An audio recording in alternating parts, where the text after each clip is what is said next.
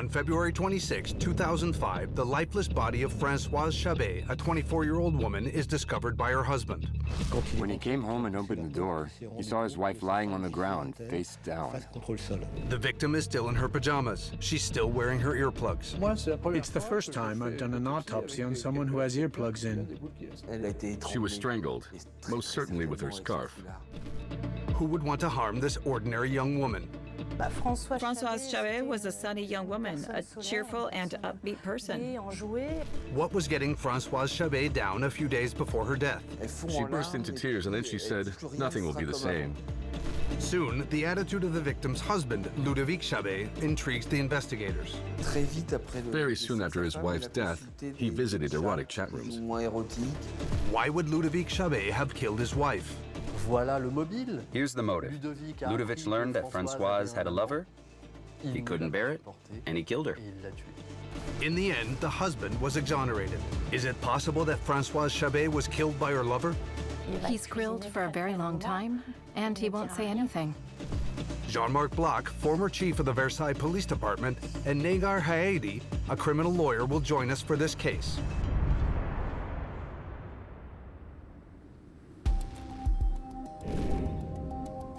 We're in Humbercourt, a small town in the Somme about 24 miles from Amiens.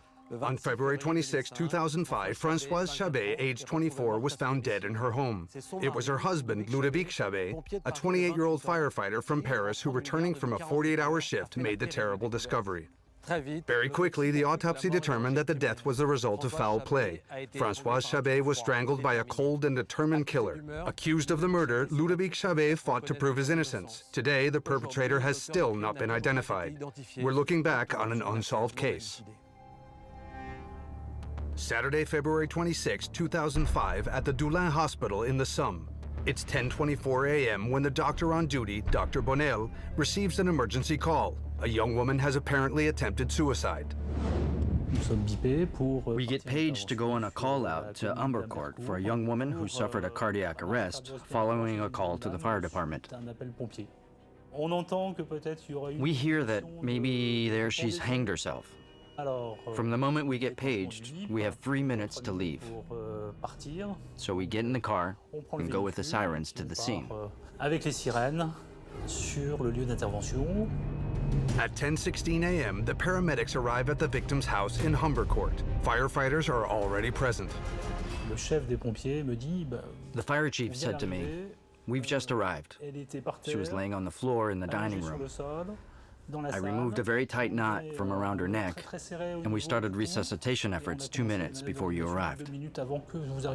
Dr. Bonnel immediately examines the young woman. She is flatlined. There's no cardiac activity. It's an asystole, which means the heart has stopped beating. So this is really a state of absolute emergency. According to the doctor, the victim has been in cardiac arrest for a very short time. There's no rigor mortis. There aren't even signs of liver mortis on the tissue. Overall, we consider that we have every chance of resuscitating her as quickly as possible. While every effort is being made to save the young woman, something intrigues the emergency doctor. For him, the suicide theory doesn't hold. It stands out to me because when we were all already in position and resuscitation is well underway, hoping for a positive outcome, I see there's a rather long scarf. But I look up at the ceiling and there's no beam. I think, that's odd. Despite the resuscitation attempts, the young woman's heartbeat does not restart. At 10:43, the doctor pronounces her dead. The victim's name was Françoise Chabé. She was 24 years old.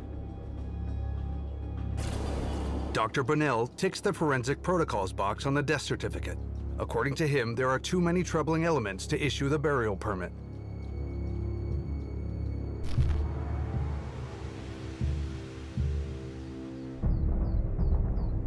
Françoise Chabé is dead. Her husband, Ludovic, doesn't know it yet. He was the one who discovered his wife's body and called the emergency services. But the young man prefers to wait outside in the garden and not be present for the resuscitation efforts. Upset, he calls his parents, who immediately come to support him. He also calls his wife's parents. Everyone is hoping that the doctors will be able to save Françoise. But when the police arrive, the family realize the gravity of the situation. While the emergency services are still present, officers from the Doullens Gendarmerie get to the scene at 10:35 a.m. They immediately question the victim's husband outside the house. The young firefighter describes how he discovered his wife's body after returning from a 48-hour shift at his barracks in the suburbs of Paris. He says that when he arrived, the door was locked. Ludovic Chabé quickly says he went back home, and when he came in, when he opened the door, he saw his wife lying on the ground, face down. The emergency doctor then has the difficult task of informing him of his wife's death. Her husband doesn't have a strong reaction. There's no emotion, or the sense that this is a person who's a stranger to the situation. Sometimes people scream, people cry, and here there's no reaction. Nothing at all. Following procedure, the police immediately make a quick tour of the premises. Everything looks normal to them. The house in Humbercourt shows no signs of breaking and entering. This is even more surprising since he says from the beginning that he unlocked the door himself with a key. Inside the house, there are no signs of struggle or violence. The rooms don't seem to have been searched. Françoise Chabé's keys are in their usual place, hanging on the wall. There are no signs of a break-in, and in the house, on the sideboard, we find an envelope with 500 euros in cash. 500 euros lying around on the sideboard. It makes you think that the theory of foul play can be ruled out. Françoise Chabé is lying on her back in the dining room between the sideboard and the table. She's wearing pajamas. At her feet, there's a pair of slippers. A few inches from her face, on the tiles, there's blood. A forensic technician from the Abbeville Criminal Investigation Unit takes samples. During these first findings, the investigators notice an ashtray on the living room table, but there are no cigarette butts to collect as evidence. A paramedic says he saw a cigarette butt on the floor near François' body. These paramedics, while putting the equipment they used for the resuscitation attempts in a trash bag, put it in the trash. One of them said, "It's a show of respect for the body on the floor not to leave a cigarette butt lying around next to it." In the victim's bedroom, the shutters are still closed. The right side of the bed is unmade. On the nightstand, the police find 2 boxes of medication, a sleeping pill and an anti-anxiety drug. At 12:30, a medical examiner from the Amiens hospital comes to collect the body. The doctor who comes to get the body notices marks on François' face, and she also notices strangulation injuries. They aren't substantial.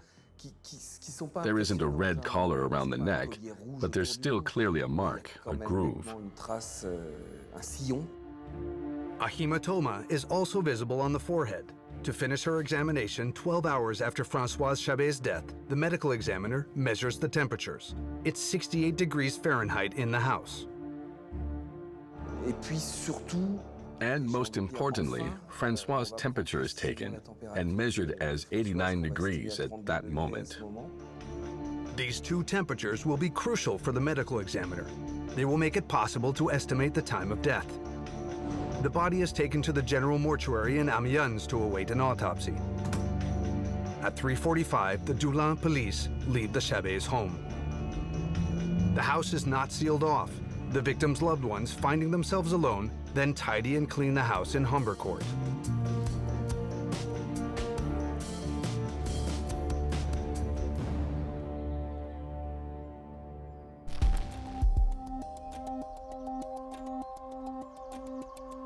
The emergency doctors couldn't establish Françoise Chabé's cause of death. The public prosecutor has therefore ordered an autopsy. Do you think, Jean-Marc, that the suicide theory is possible? The presence of a scarf tight around the victim's neck may suggest suicide by hanging, but as the emergency doctor noticed, there's nowhere on the ceiling to hang it from. But we must remain cautious. I've seen some strange suicides in my career, such as hanging from a radiator. At this stage, the investigators are hoping that the autopsy results will allow them to answer this question.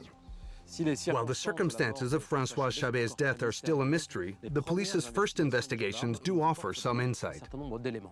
Yes, these preliminary findings teach us three important things.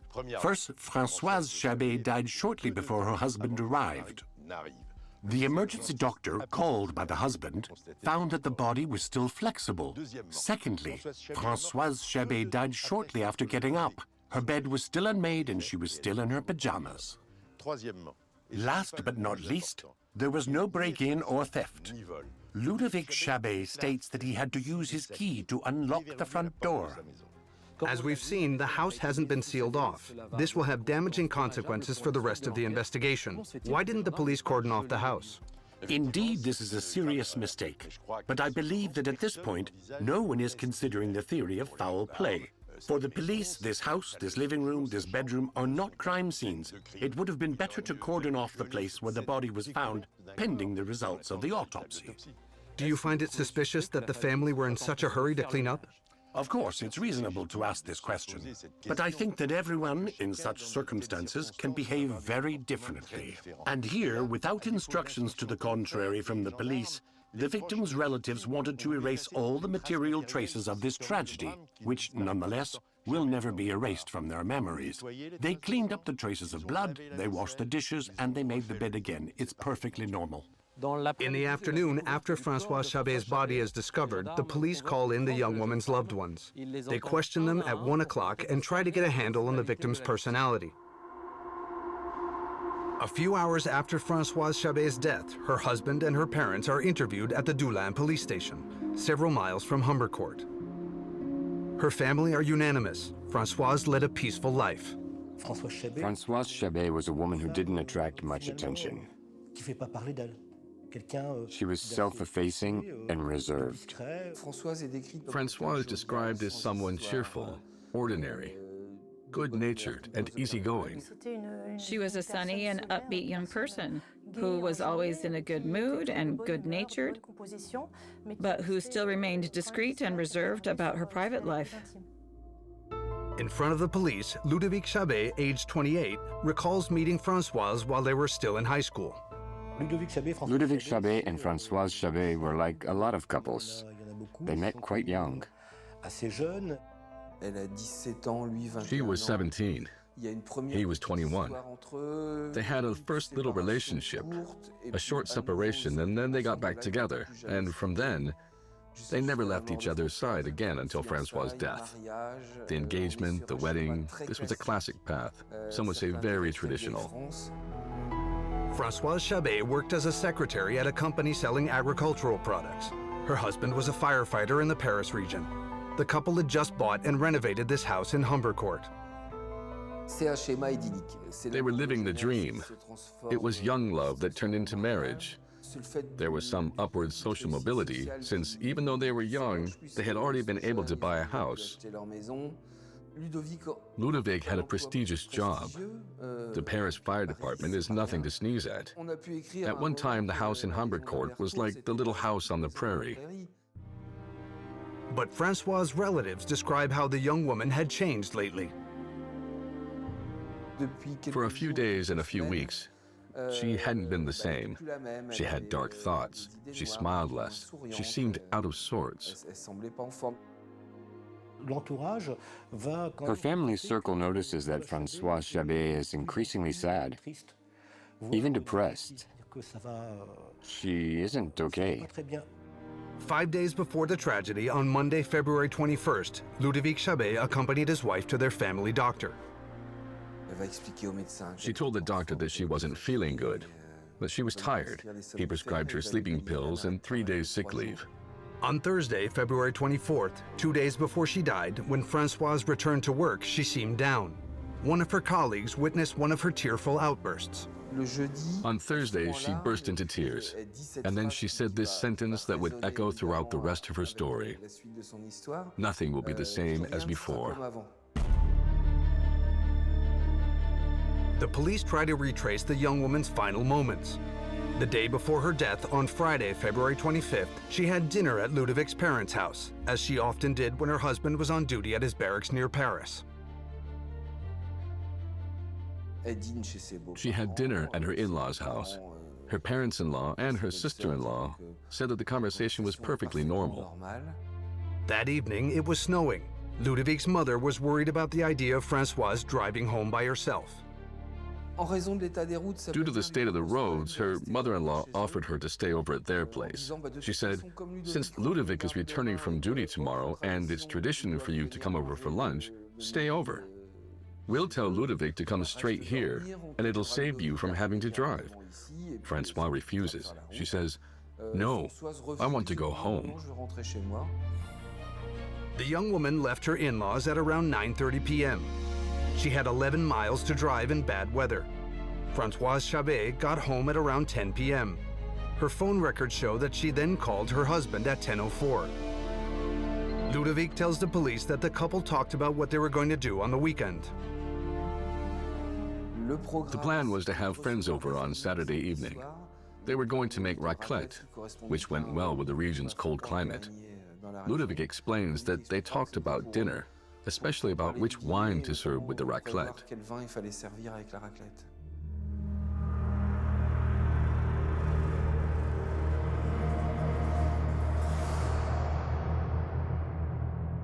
Negar, for the moment, the investigations are being carried out as part of the inquiry into the cause of death. Legally, what does this mean? When a corpse is discovered but the cause of death hasn't been determined, the public prosecutor may request an investigation to be opened to find out if there's foul play. In our case, Françoise Chabé's body, when it's discovered, doesn't show any obvious signs of a murder. So, as her death remains unexplained, it's necessary to carry out investigations, particularly an autopsy, to find out if it was the result of foul play. Can the police treat this like a murder investigation? In principle, no. The object of the investigations in this specific case is limited to finding out the cause of death. So obviously the investigators can carry out searches and interviews. But if there's no longer any doubt about the criminal nature, the investigation into the cause of death is no longer relevant and it's closed. Then another investigation, this time for homicide, is opened. The police are now eagerly awaiting the forensic results. They hope that the autopsy will be able to determine the cause and time of death. On February 28, 2005, Françoise Chabé's body is autopsied at Amiens Hospital. The medical examiner begins with the external examination of the body. He immediately notices that the victim is wearing earplugs. For me, it's the first time I've done an autopsy on someone who has earplugs in. This is the first time. Around the neck, he notices light marks with an uneven groove about 2 inches wide. On the forehead, a hematoma attracts the examiner's attention. She has a large hematoma on her forehead. So this hematoma occurred while she was alive, because hematomas only occur when you're alive. Another hematoma is visible on the back of the skull. It's impossible to determine whether these hematomas were caused by a direct blow or a fall to the ground. Next, the internal examination of the body begins. The medical examiner focuses on the victim's neck to try to determine what caused the visible groove in the skin. During the autopsy, blood is found around the carotid arteries. So there was constriction and pressing on the carotid arteries around here, which led to serious injuries. The medical examiner has just discovered the cause of death. This is certainly a crime. It's a death by criminal asphyxiation, which is not accidental or voluntary. It isn't suicide. Someone squeezed and clogged the airways. This mechanical asphyxiation would have been brought about with a very specific object. Everything points to death by asphyxiation with a ligature. The ligature being the scarf. Someone held it for 3 minutes, and that permitted strangulation. You panic. You know that something is going to happen. you know that you're going to die. So it's violent. Françoise Chabé was murdered, strangled with her scarf. However, her body bears no defensive wounds. You hit out, you protect yourself or position yourself like this. But here, I see no signs. There are no signs of resistance or attempts to protect yourself.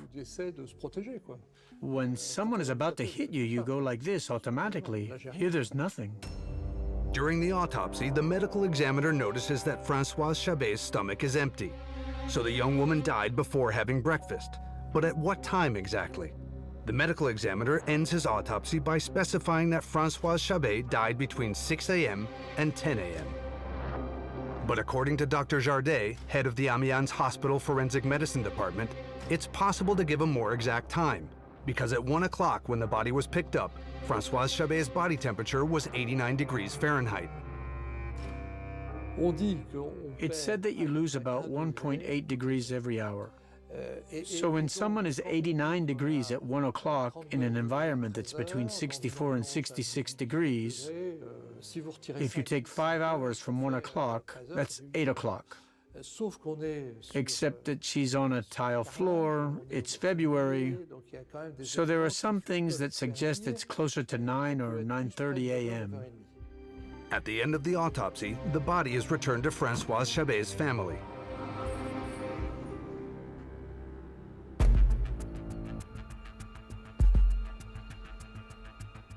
The autopsy concluded that Françoise Chabé's death shows clear signs of foul play. Toxicology tests reveal that she had not taken any medication. She was strangled, and her scarf was the murder weapon. It was also found that she was wearing earplugs at the time of her death. What can we deduce from this, Jean-Marc? The earplugs intrigue me a lot. Remember, her body was discovered in the dining room. Now, as far as I know, no one gets up and moves around their house with earplugs in. Although this theory has never been considered by the police, it is quite possible that she was assaulted not in the dining room, but in her bedroom or even in her bed. There's something else that points to this, the total absence of defensive wounds. Absolutely. The presence of earplugs and this absence of defensive wounds suggests that she was attacked by surprise, and she didn't see or hear it coming. Françoise Chabé's murder was extremely violent. According to the medical examiner, she was in her death throes for almost 3 minutes. Yes, 3 minutes, 54 seconds is a long time. A lot could have happened during this period of time. The victim could have been transported from the bedroom to the dining room while she was dying. She could have banged herself against something which could explain the hematomas. Jean-Marc, I'd like to come back to Françoise Chabé's personality. She's described by her relatives as a cheerful, reserved, and ordinary woman. However, a few days before her death, she seemed anxious and troubled. She even uttered this mysterious phrase, "Nothing will be the same as before." Do you think that this change in behavior may have something to do with the murder? Yes, it is very likely. This young, apparently ordinary woman suddenly falls into a depression. And this sentence, "Nothing will ever be the same as before," means something. It indicates a change in her life. The investigators must focus on analyzing the reasons for this drop in morale. Is there a professional reason? A personal reason? Financial? Romantic? The key, the explanation for her death, probably lies in this gray area. On March 1st, 2005, 4 days after the discovery of Françoise Chabé's body, the inquiry into her cause of death is closed and a homicide investigation is opened. The police start detective work to identify the killer. In the small town of Humbercourt, the news of Françoise Chabé's murder spreads. The police interview the couple's neighbors. They want to know if anyone saw or heard anything strange on the day of the tragedy. Humbercourt is a village with about 100 inhabitants. It's what's known as a road village, meaning there's a relatively straight road through it, and then there are houses and farms on either side. When a strange car stops here, it doesn't go unnoticed. For that matter, the Chabés' next-door neighbors alert the police about a mysterious vehicle that was spotted in the village the day before Françoise Chabé's death.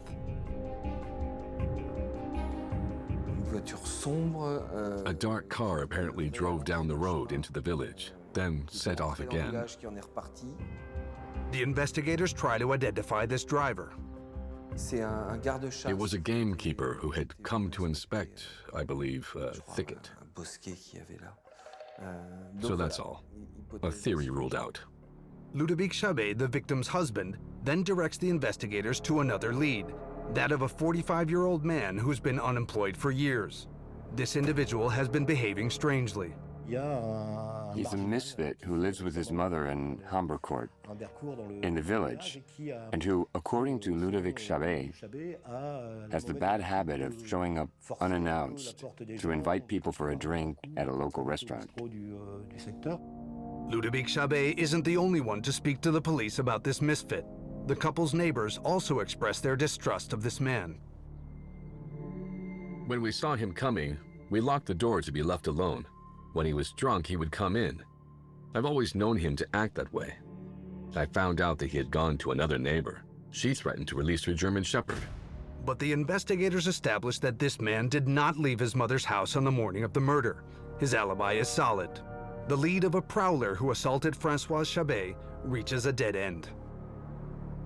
The police then decide to focus on the people around the victim, especially at her workplace. They question around 15 employees from the business selling plant protection products. All of Françoise's colleagues are unanimous in saying that the young woman was mistreated by one of the company's sales representatives. She was clearly bothered by someone who regularly pressured and harassed her at work. Françoise Chabé's loved ones believe that this poor professional relationship was what caused her depressed state just before the murder. The explanation she gave was that she was having problems at work with a colleague, who was a member of Ludovic's family. He was Ludovic's uncle. For the investigators, this verbally abusive man was close enough to the victim for her to open her door to him. So he's a potential suspect. She could have argued with someone, and it could have ended badly. Summoned by the Doulan police station, Ludovic's uncle denies any involvement in the murder. He says he was at home on the morning of February 26, 2005, working on his computer. The investigators seize his PC and send it to be examined. He has a watertight alibi. He was browsing websites at home. On the morning of the incident, the telephone records and the IP address prove it. So that door is closed. The police haven't found answers to their many questions. Who killed Françoise Chabé? What was the killer's motive? Did the young woman voluntarily open the door to her attacker? When you hear the doorbell ring, you don't open the door in your pajamas unless it's a person you know. According to witness statements, she would never open the door to someone in her pajamas. She was very prude, and she would have gotten dressed to open the door to someone. Could someone have entered using a copy of the Chabé's house keys? The police asked, Mr. Chabé, did you, for example, give your house keys to your parents or to a friend? Not at all. I have a set of keys. My wife Françoise has a set of keys that is hung up on a hook on the wall. But who locked the door after the murder? Mrs. Chabé was in a locked room mystery. She was at home, and both doors were locked.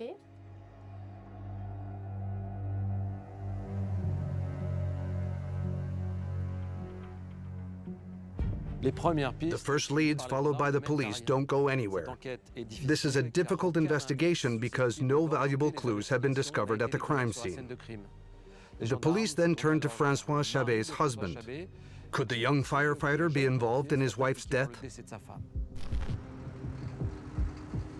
First of all, it's important to point out that in the murder of a spouse, and very often of a wife, the number one suspect is the husband. The young widower's behavior intrigues the investigators.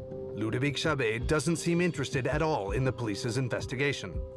He didn't ask questions at the beginning of the investigation. He didn't behave the way we would expect of someone who is in despair and wants to know everything. The investigators are surprised to learn that only a few days after the death of his wife, the young man went to an amusement park. His wife has just been buried. He's going to an amusement park. He went to Disneyland Paris with members of his family who may have wanted to have a little fun and a change of scenery. It's a bit unsettling, but that's all. But above all, it's his attitude when he discovered his wife's body that attracts the investigators' attention. When he opened the door, he saw that his wife was lying face down on the ground. You might imagine that he would try to do something, like loosening the scarf that was around his wife's neck. But he didn't. You're a volunteer firefighter and you don't even try to give her mouth-to-mouth or put her in a recovery position? Because he didn't. He did absolutely nothing. This is your loved one. It isn't a stranger. It's your wife you found like that. And you don't do anything? That's very strange. However, when Ludovic Chabé called the emergency services, the person on the line talked him through first aid. The doctor asked him, "Have you started resuscitation efforts?" And he answered, "Yes, I'm going to start them." But we found out later that he didn't do anything. Why didn't this high-flying firefighter give his wife first aid? According to Dr. Gerard Lopez, this reaction, or rather this lack of reaction, is easily explained.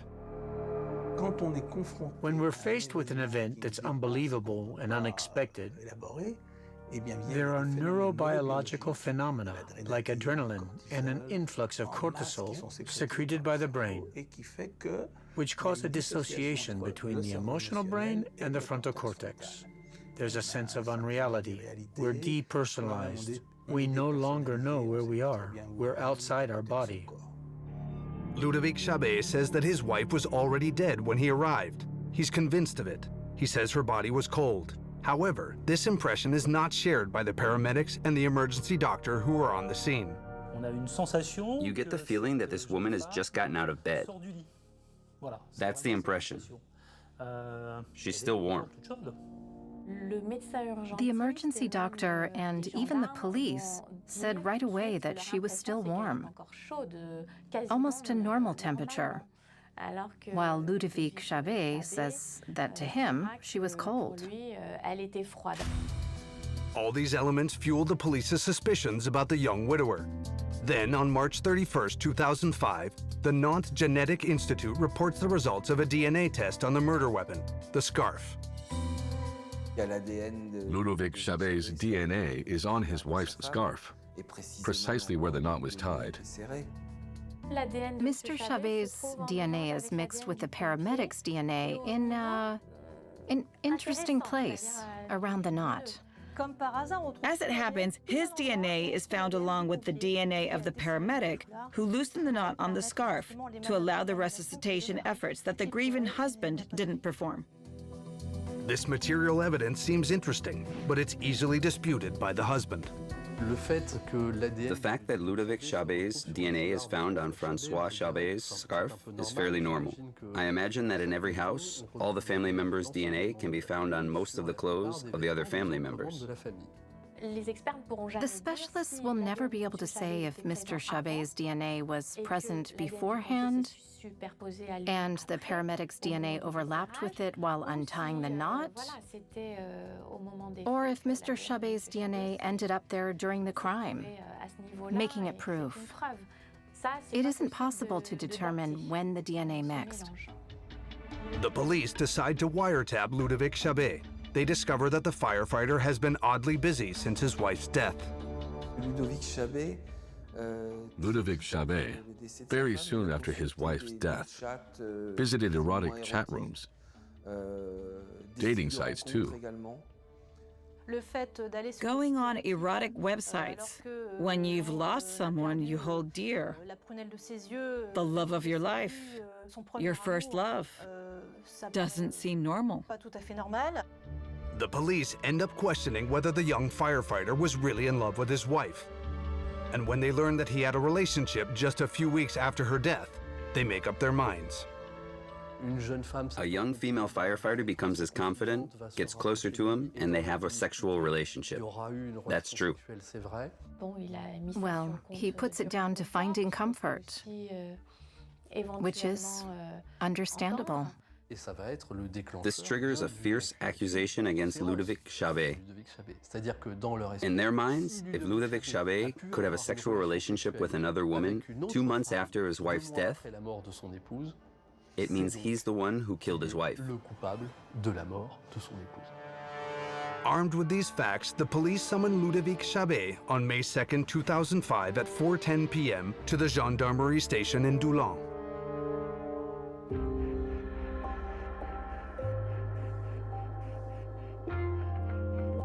Ludovic Chabé arrives at the station without knowing that he's suspected of murdering his wife. Immediately, he's informed that he's being placed in custody for a maximum period of 18 hours and 30 minutes. Negar, why can't the police keep him for 24 hours as is normally the case? Because this custody follows other measures which Ludovic Chabé has already been subjected to in the same case: searches, seizures, and interviews as a witness, which add up to 5.5 hours. And since the law considers these measures to be as restrictive as police custody, their duration is deducted from the 24 hours.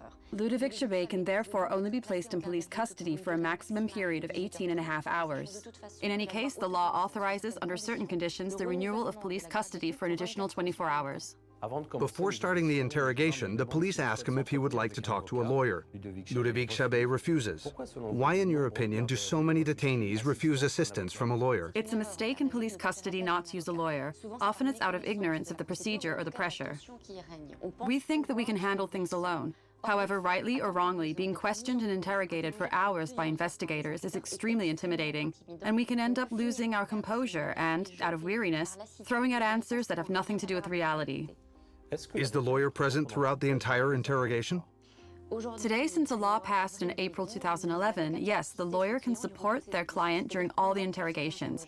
But before that date, when Ludovic Chabé was taken into custody, the law permitted the lawyer to have only a 30-minute interview with the client. Specifically, what does a lawyer do during police custody? Specifically, the lawyer's role in police custody is above all to provide psychological and moral support to the client, because otherwise they don't receive much. They can consult only on certain documents from the case file, but not the ones with any real substance, which prevents them from preparing a real defense.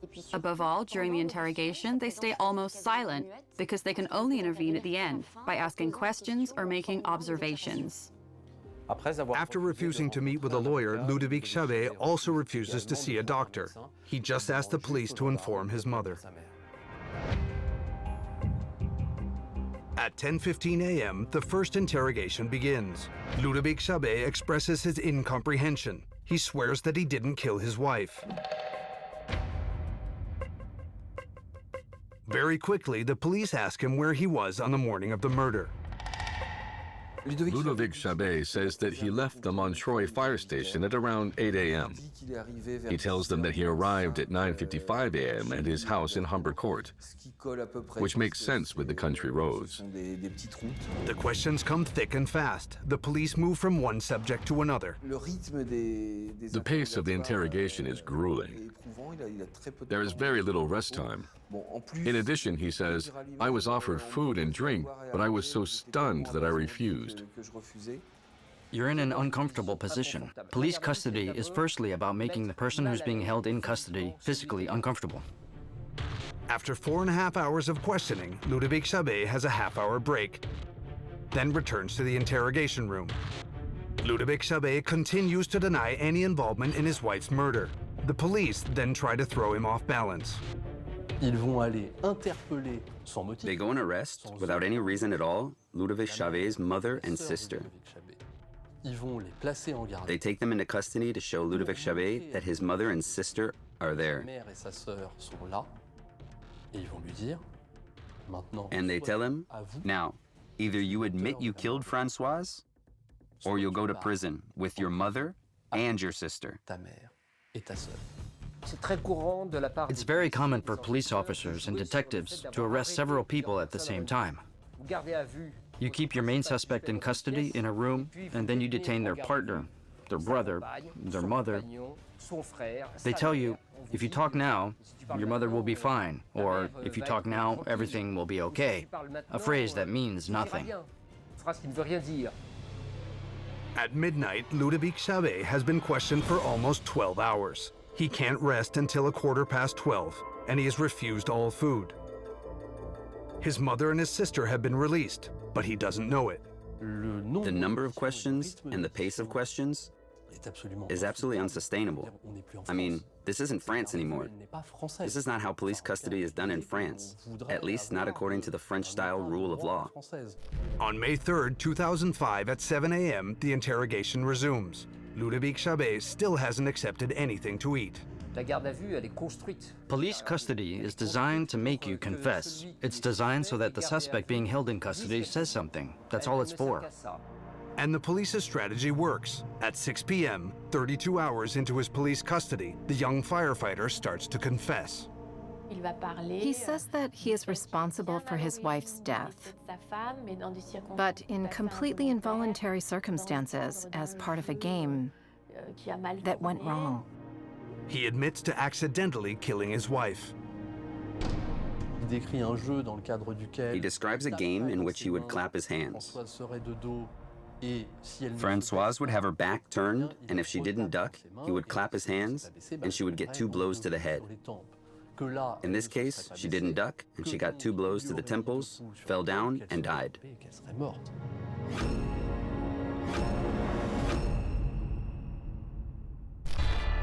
But Ludovic Chabé's confession isn't in any way consistent with the forensic findings. There are no injuries on the victim's temples. And most importantly, he doesn't talk about the fact that she was strangled or how it happened. This death was caused by acute asphyxiation. Where's the scarf in Ludovic Chabé's explanation? His confession is nevertheless taken very seriously by the police. The police know full well that Ludovic Chabé's version of events isn't true. When it comes to the findings, there's no mention of strangulation, suffocation, or asphyxiation in this version. But it's enough for them. The police decide to take him to the crime scene. Once there, Ludovic Chabé repeats his confession. He acts out the boxing game with a police officer who plays the role of Françoise. They have the culprit. They have the modus operandi. At the end of this reenactment, Ludovic Chabé is taken back to the Doulan police station. On May 4, 2005 at 4 a.m., his police custody ends. He is taken to court 4 hours later before the examining magistrate in Amiens. During his first hearing, the young firefighter reiterates his confession. 2 months after the murder, Ludovic Chabé is indicted and immediately imprisoned. The examining magistrate considers that there's enough to charge him with. In the end, there isn't much against him. But we also know that an important part of justice is conviction beyond reasonable doubt. A magistrate will obviously go on a certain amount of evidence, but also on their conviction. And here in this case, the magistrate in charge of the investigations at the time obviously has the conviction that this person killed his wife. He doesn't ask any questions. He sends him to jail, and that's that. There's his DNA on the knot of the scarf mixed with the paramedic's DNA. And then there are these repeated confessions in the presence of his lawyer. A confession in a criminal investigation is still the queen of evidence, without one the justice system is very uneasy. However, there is a crucial element missing from the case file. What is missing in this case is the motive. That's the first thing you look for. And what motive could he have for killing his wife? They're newlyweds. On the surface, everything is fine. What motive could he have for killing his wife?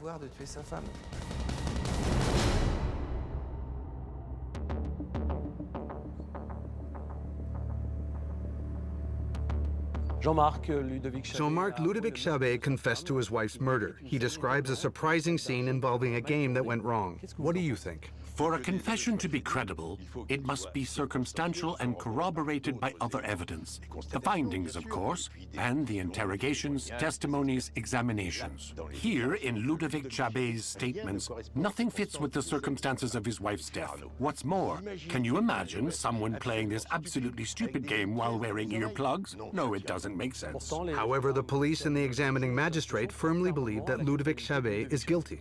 Yes, and it's a shame that the investigators didn't use the few hours left of his police custody to dissect Ludovic's statements and confront him with his contradictions. Why, in your opinion, did the police also take Ludovic Chabé's mother and sister into custody?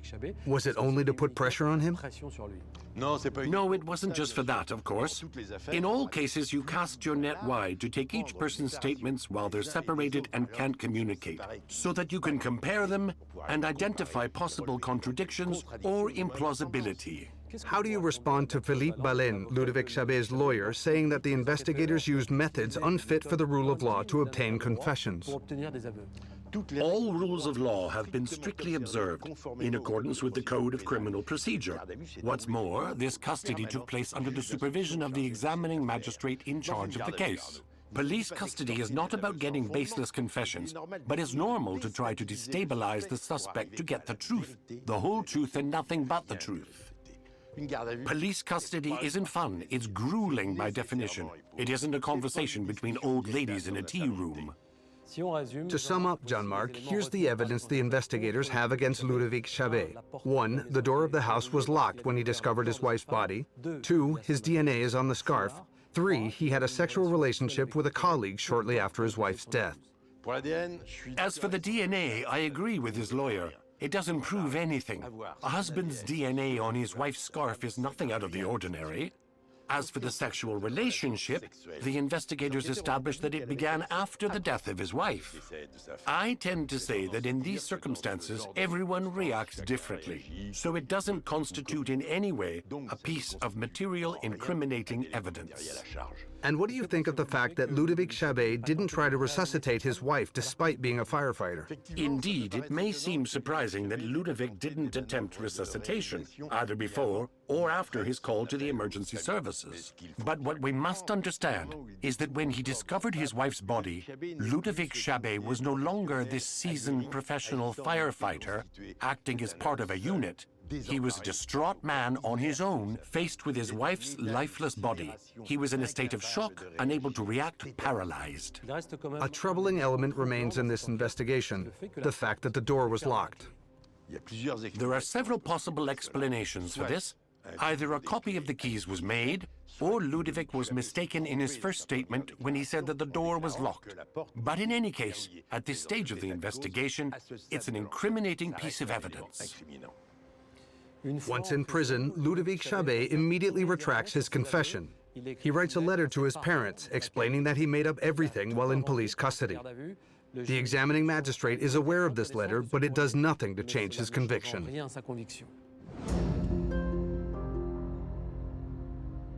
From his cell, Ludovic Chabé now protests his innocence. He's absolutely not ready for incarceration. He's just lost his wife. He's falling apart. He's completely lost. And he's accused of murdering his wife. The months go by and the investigation continues. Ludovic Chabé remains the only suspect, but no material evidence irrefutably proves his guilt. Then on September 9, 2005, a strange letter arrives at the Amiens courthouse. The examining magistrate receives anonymous letters naming Chabé as the perpetrator of the crime. Over a few months, the examining magistrate receives 5 letters. Each time, the handwriting is identical. The message is always the same. Ludovic Chabé killed his wife. The examining magistrate requests investigations to find out the identity of the poison pen letter writer who is accusing Chabé. After 3 expert examinations, handwriting analysis doesn't make it clear who wrote the letter. At first, the poison pen letter writer is deemed to be Ludovic Chabé's mother-in-law. She says it wasn't her, so another handwriting analysis is carried out. And now it's Ludovic Chabé's best friend. It turns out it wasn't him either. What's the letter writer's motive? For people who send anonymous letters, it's really a very sexualized form of aggression. What this means is it's about destroying, dirtying, damaging, and causing harm while remaining anonymous. It's simply pleasure-seeking by harming someone else. It's a form of aggression. The investigators can't identify the poison pen letter writer. These letters don't bring anything new to the case, but they are a disturbing element, to say the least. All this still probably reinforces the conviction of the magistrate in charge of the case, who keeps Ludovic Chabé in jail. 9 months after the murder, new testimony strengthens the prosecution. On November 12, 2005, the Chabé couple's next-door neighbor says that she saw Françoise alive on the morning of the tragedy. She states that she was in the field and had been working with her husband since 8 a.m. on the silo, manure, and so on.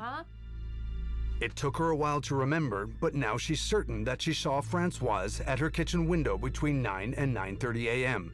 And she adds that she saw Ludovic Chabé parking in front of their house. A few minutes later, the young woman was still alive when her husband went in. From where this witness was standing, you could see right through the window to where Françoise was standing. You can see it perfectly. But according to Philippe Balin, Ludovic Chabé's lawyer, this late testimony is worthless. She saw Ludovic at one point. She saw Françoise Chabé at the window. It was 9:30 a.m. She was sure of it. More than 100 yards away when she wasn't wearing her glasses that morning. Her husband says you shouldn't listen too much to what she says because she tends to make things up and doesn't know anything. She didn't see anything. This doesn't mean it's a false testimony. It simply means it should be taken with a pinch of salt.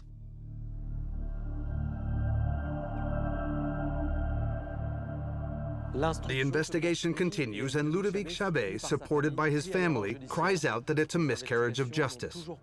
Investigations have still not produced material evidence of his involvement. The neighbor's testimony puts him in a difficult position, but it probably isn't enough to send him to court. Since the young widower's indictment, the essential question of his motive remains. Why would the young firefighter have killed his wife? In January 2006, almost a year after the murder of Françoise Chabé, the police are still working on the case.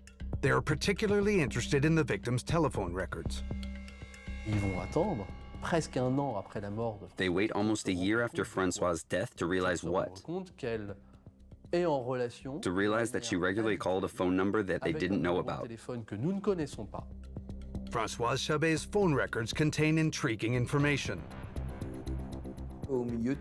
Among all the people she phones regularly, there's a number that shows up often, but she calls around 6 p.m., so outside working hours. The number is traced, and this number belongs to Stéphane. Stéphane is Françoise's co-worker. The police remember questioning him a few days after the murder, along with all the other employees of the small business. He said that he didn't know Françoise any more than that. There was nothing going on, no particular relationship with her. However, as the phone records prove, Françoise Chabé and Stéphane have been calling each other every day for several months. A year after the murder, the investigators summon the man to the police station. They want to know more about the nature of his relationship with the victim. And soon, Stéphane makes an astonishing revelation. He explains that it was Françoise who seduced him by staring at him. She was the one who took the initiative, and at some point in November 2004, they had sex once at their workplace between noon and 2 p.m. in a kitchen which was open to everybody. That was the only time they had sex. He explains that both of them agreed not to take it any further. Stéphane, a husband and father, confesses to a single sexual encounter with Françoise, a single furtive encounter in their company's small kitchen. But then why did the phone conversations between these one-time lovers go on for months? The last phone call between Stéphane and Françoise was on February 2nd, 2005, about 20 days before Françoise's death. It lasted a fairly long time, almost a quarter of an hour. What if Françoise Chabé's affair is the element the investigators have been missing since the start of the case? The police finally feel like they understand why Ludovic Chabé killed his wife. Here's the motive. Ludovic learned that Françoise had a lover. He couldn't bear it and he killed her. They don't have any proof, obviously. There are no text messages. There's no record of Ludovic saying, "I don't understand how you could do this to me.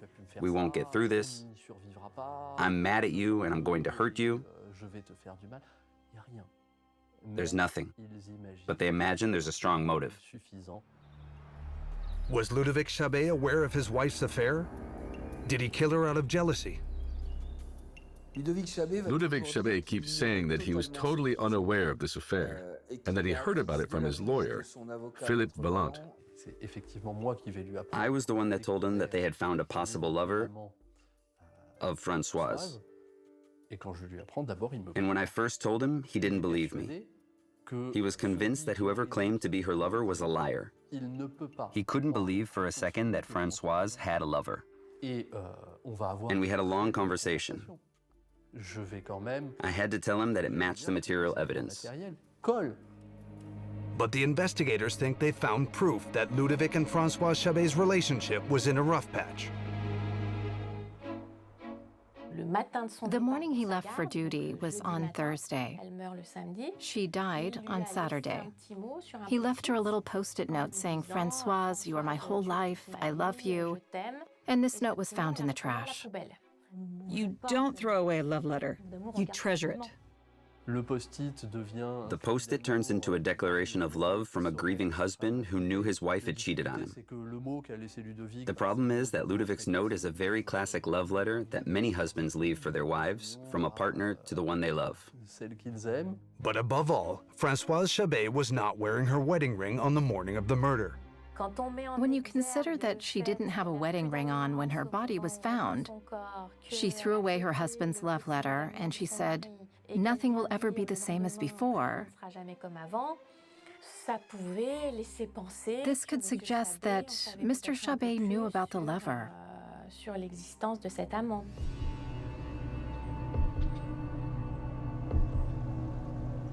The police believe that Ludovic Chabé killed his wife because she was cheating on him. Since the start of the case, they've known that the young firefighter left his barracks in Montreuil at around 8 a.m. on the morning of the murder, but they must now prove that he had time to do it. What do we know about Ludovic Chabé's schedule on the morning of February 26, 2005? Ludovic Chabé participated in a flag-raising ceremony. Then, at around 8 a.m., he drove from Paris to his marital home in Humbercourt in the Somme. He took the A highway. Saint-Saint-Denis is on the edge of the A highway. We know that Ludovic Chabé took this highway, and we know the exact time he exited it. There's a payment receipt. We know precisely that Chabé came off the highway at 9:01 a.m. and then headed toward Humbercourt via Doullens. This poses a question. If Ludovic Chabé was at the Roy toll booth at 9:01 a.m., what time did he arrive in Humbercourt? The police have made trips. Depending on their speed, fast or normal, they arrive between 9:52 a.m. and 10 or 10:05 a.m. However, according to the medical examiner, Françoise Chabé was killed between 6 and 10 a.m. If Ludovic Chabé killed his wife, he committed the murder at the end of the time slot that the examiners pronounced the time of death. But the end of the time slot is still in the time slot, so it's not impossible. He would have to leave Montreuil, his barracks, thinking, "I'm going to kill her, but I'm not going to speed. I'll stick to the speed limits. So I'm not in such a hurry to get home and kill her." If we stick to this theory, then we're saying it was almost premeditated, meaning that when Ludovic Chabé left Montreuil, in the Paris region, he knew that he was on his way to kill his wife. This story is still a little flimsy. In this case, we're moving in the direction of a crime of passion. When the person you trust deceives you, it can absolutely lead to this kind of tragedy because your world comes crashing down.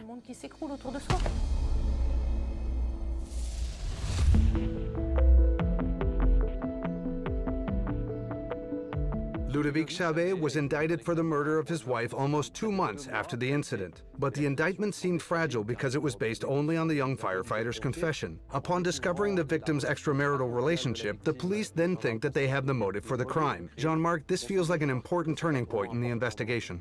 Certainly, because it's very difficult to try someone in court without being able to explain why they killed.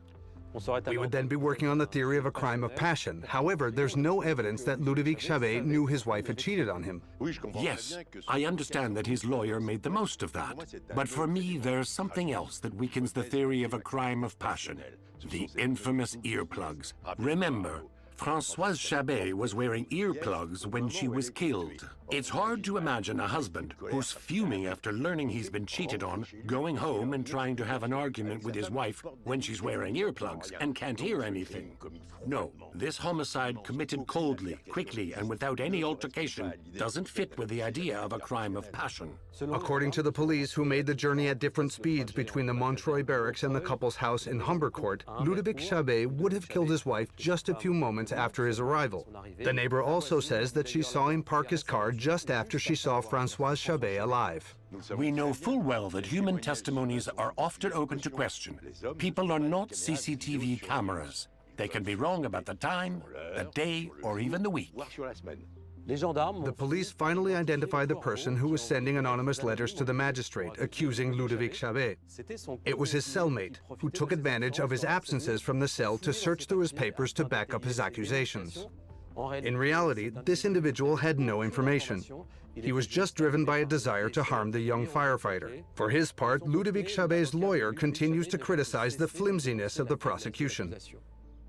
In February 2006, Philippe Baleine applies to the Amiens Court of Appeal to once again request his client's release. I said extremely simple things such as, how can you be certain that you're detaining the murderer? Ludovic Chabé has no injuries from the fight with his wife. She has no defense wounds. It's a totally shoddy custody, resulting from the police's manipulation. The lawyer's arguments hold up, and his client is released on March 7, 2006. After more than 10 months in detention, the young firefighter is released from jail but remains under legal supervision. He got emotional when he was released. He himself didn't believe it because after a while, you stop believing. You stop believing in this system, which has tried to break you from the start. But in the eyes of the law, Ludovic Chabé remains the only suspect in the murder. Release doesn't mean that the case is over. And it doesn't mean that the judges and prosecutors won't continue to investigate him. And won't want Ludovic Chabé to appear in court. I made that very clear to him.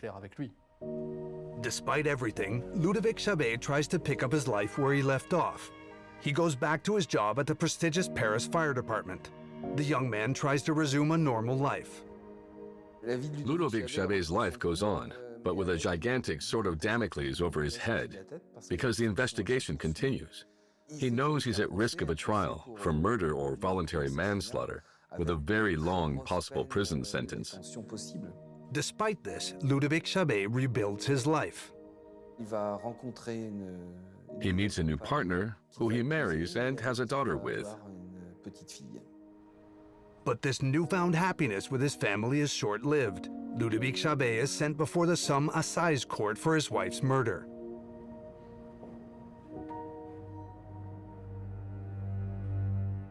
This is the room in the Amiens courthouse where Ludovic Chabé stands trial on June 10, 2013. For the murder of his wife, he risks a 30-year prison sentence. After a 3-day trial, the young firefighter is sentenced to 12 years in prison. His lawyer immediately announces that he's appealing this decision. On May 21, 2015, Ludovic Chabé's appeal trial begins at the Oise Assize Court in Beauvais. This trial is a retrial in Beauvais, so there's a new tension. A tension which is greater because it's an appeal, and so this trial is his last chance. After this, it's over. If he's convicted, it'll probably be a final conviction with no going back. And so the stakes are extremely high. Ludovic Chabé approaches this new trial very differently. He's determined to proclaim his innocence loud and clear. Ludovic Chabé understood that he had to fight to be acquitted and that he had to participate in his trial. He comes to the hearing in Beauvais. For him, this is his trial. Forget about the trial in Amiens. He shows his emotions much more, because in Amiens he seemed cold. In Beauvais, he actively participates in his trial. For Françoise Chabé's family, this trial is their last hope. They hope to finally know the truth about what happened on that morning in February 2005 in Humber Court. You have a family that has waited a long time for the truth, to finally find out who killed Françoise, if it was Ludovic Chabé.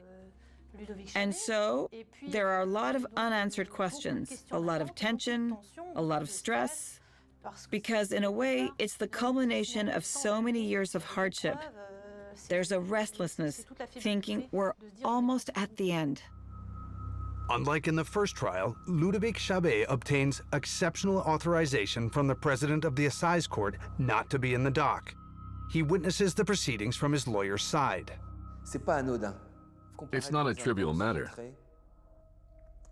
Appearing in a glass box puts a kind of presumption of guilt on your shoulders, which goes against the penal code, since the code says that there is a presumption of innocence until the final judgment. The fact that Ludovic Chabé didn't appear in the dock, but was sitting just like the witnesses, shocked me deeply. If you put the defendant in the dock, it puts a target on him and makes him look guilty. If you leave him free and sitting on a chair, at that moment, you aren't rigging the game. The trial of Ludovic Chabé is scheduled to last 5 days, but it's at the end of the third day that a crucial deposition turns the course of the proceedings upside down. At the Beauvais trial, there was a big moment. The stakes were high since they concerned the freedom of a person who claimed to be innocent, and there was a moment where everything changed. The deposition comes from a renowned forensic scientist who works at the prestigious Forensic Institute of Paris. It's Tuesday, 48 hours before the verdict. And on video call, there's one of the medical examiners who carried out a second assessment, meaning that he worked on the evidence collected by his colleagues. This second assessment was concerned with establishing Françoise Chabé's time of death. It's an essential assessment, since it will be able to say, Françoise died at this time, and at that time, the husband was on the scene.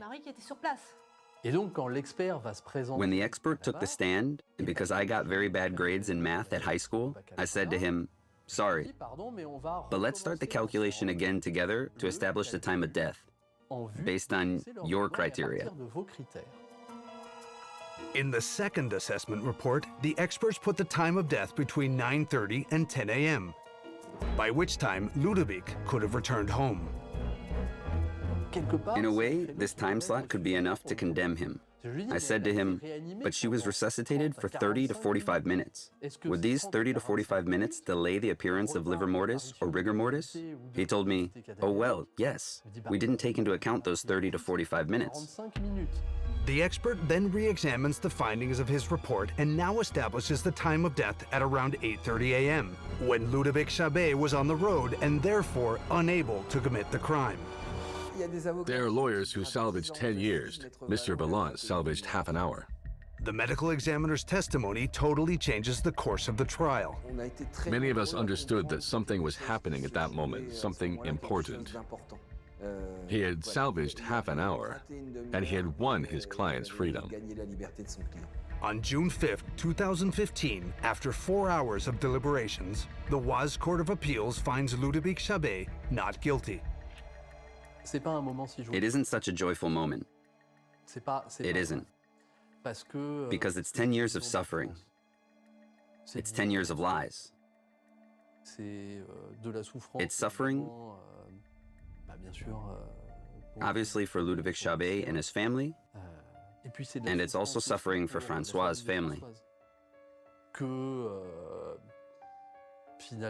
Because the police, the judicial institution, and their lawyers were persuaded that Ludovic Chabé was the culprit. Of course, there was incomprehension, shock, and more sadness.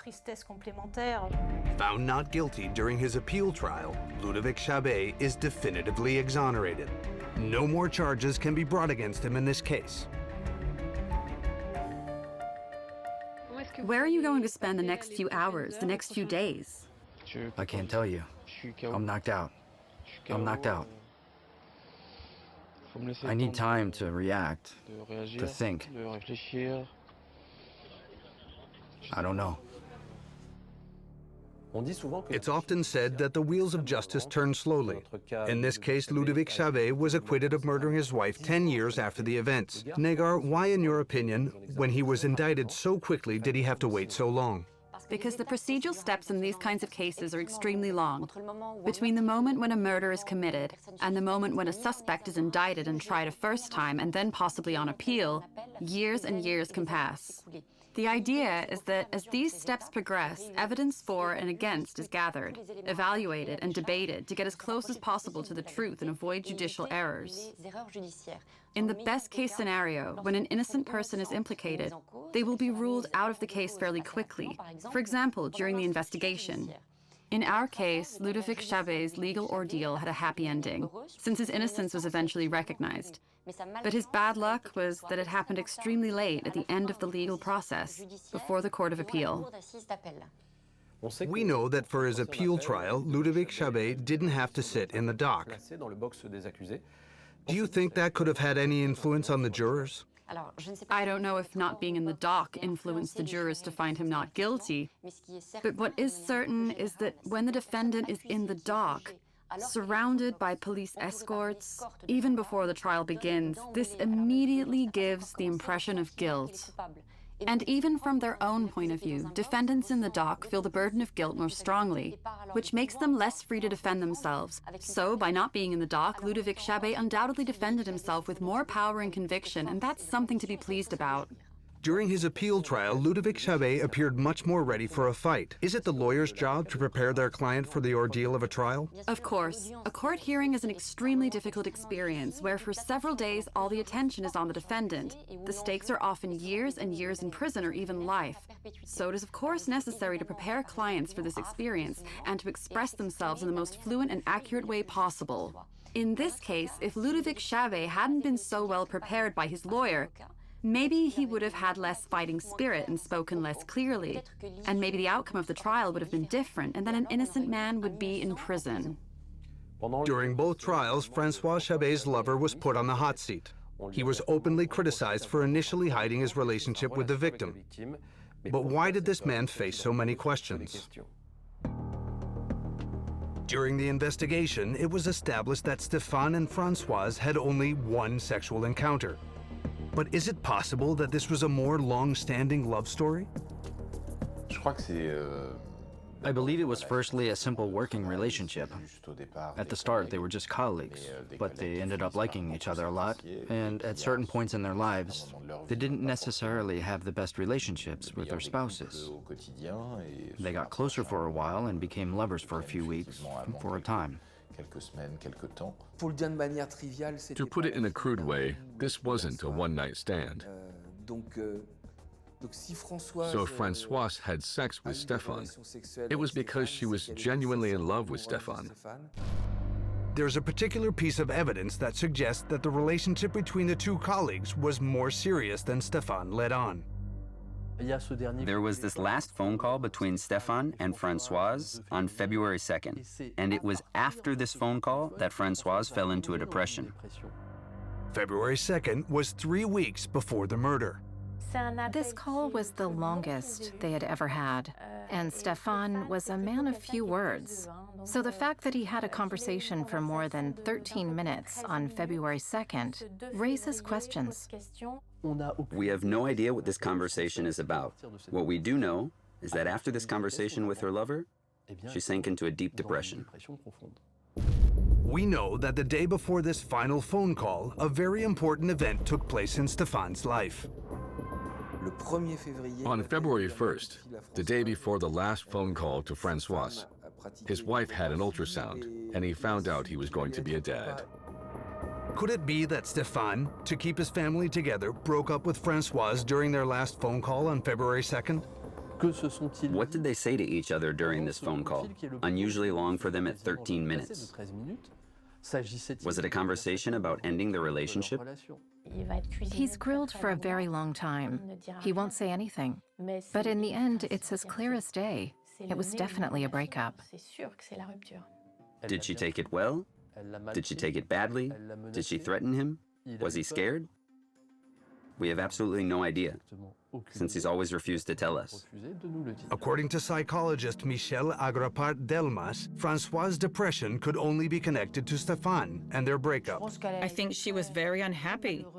It doesn't tell me who killed her, but maybe it explains why, during the last few days of her life with her husband, she felt so bad.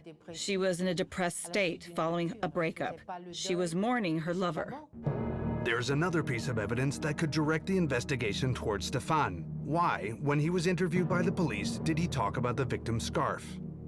He spontaneously said, "I tried to make Françoise laugh when she wasn't in a good mood, and I often took her scarf and messed around, putting it on my head to make her laugh." He gave this information unprompted, so we can ask ourselves today if he disclosed this information because he knew there was a risk that his DNA would be found on the body, and he wanted to exclude himself from the list of suspects in advance. In reality, it seems that Stéphane was only answering the investigators' questions. When we look at all the police reports of all the co-workers' statements, we realize that all the reports follow the same pattern, and the questions aren't included. And when we read Stéphane's statement from that time, he changes the subject from one paragraph to the next with no rhyme or reason. So it's obvious that he was asked a question, but this question is not included in the report. So Stéphane wouldn't have spoken unprompted about the murder weapon. According to his lawyer, Emmanuel Rigler Esquire, there's nothing to connect him to the murder. His DNA was taken, and all the better. Nothing appeared which was useful to the investigation in the context of this case. You can imagine that if his DNA had appeared on the scarf or any place on the body or in the house, we would have had to explain ourselves, but no. And on the morning of the murder, Stéphane has an alibi. He was laying tiles at his house. His wife confirms it. There are scheduled works in the house. They've been scheduled for a long time, and his whereabouts that day are confirmed and verified by his partner. There's absolutely no evidence that he wasn't there, let alone that he was somewhere else. This alibi isn't concrete. His wife may have had an interest in protecting him and saying that he was there when he wasn't. Still, his phone was never traced to Humbercourt. Stéphane's phone was switched off that morning, so we don't know for sure where Stéphane was that morning.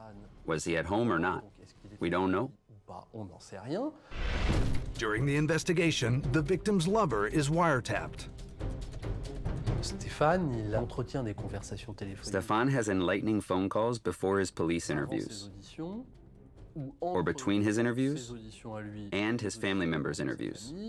He contacts each of them. He tells them answers they should give during their interviews. According to Stéphane's lawyer, these calls prove nothing. Everyone helps each other to try to recall something, a detail, a point of reference.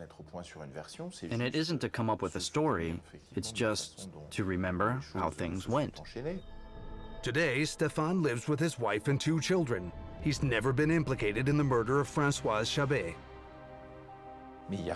There's nothing you can hold over this man. There's absolutely no evidence against him. My client doesn't want to hear from me anymore. When I call him, he's traumatized. He answers on the 3rd call because he wonders what I'm going to tell him, what news I'm going to give him. This is someone who, for many reasons, no longer has the same life as before.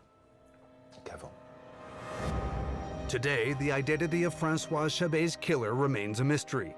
Years of investigations, checks, a man wrongly accused, and a case still unsolved. What if the police have been heading in the wrong direction since the beginning? Even though it's been maintained since the beginning of the case, is it a homicide? Is it really a homicide? Couldn't it be a severe allergic reaction? Is it possible, as Philippe Baleine thinks today, that Françoise Chabé died of natural causes? There's no evidence that she was allergic to anything. The autopsy report is clear-cut and precise. She was strangled. It's wrong to suggest that it could be anything other than murder. This woman must have suffered. This woman must have seen the perpetrator with her own eyes.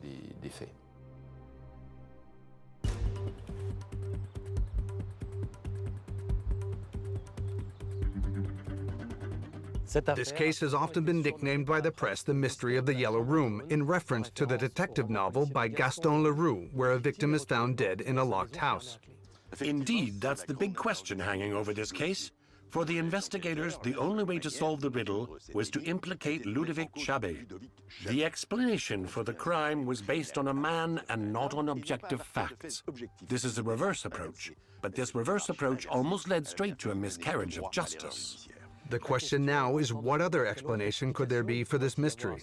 Philippe Baleine, Ludovic Chabé's lawyer, theorizes that the death was from natural causes. Emmanuel Rigler asserts that the death is certainly of criminal origin. What's your opinion, Jean-Marc? I don't believe in the natural causes theory, but it's true that of all the investigations carried out, none make it certain that this was a homicide. There's only the autopsy, which concludes the death was the result of foul play.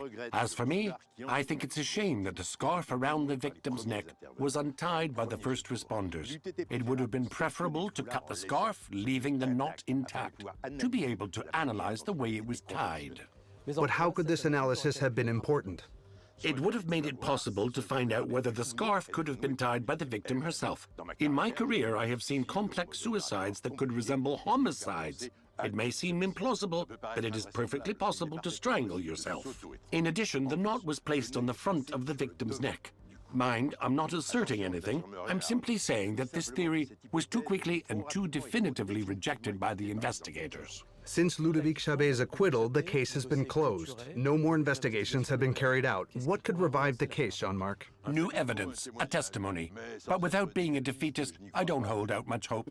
For me, this case is the perfect illustration of what I often say. When an investigation starts badly, it ends badly.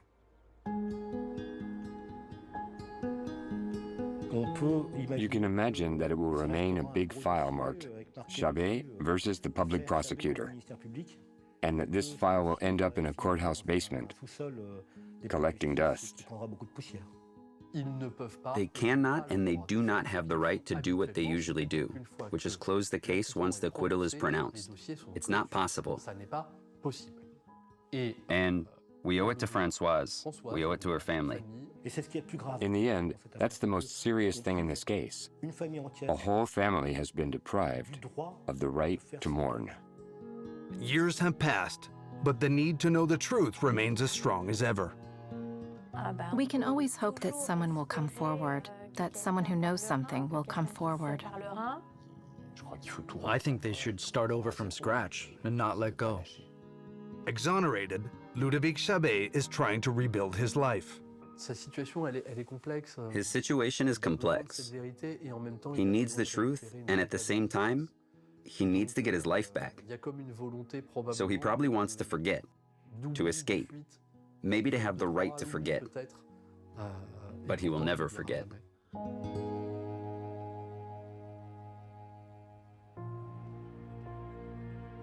Françoise and Ludovic Chabé were happy and moving forward confidently into the future. They were proud to have bought a house where they envisioned starting their own family. Their parents were delighted to see their happiness and the beautiful future they were building together.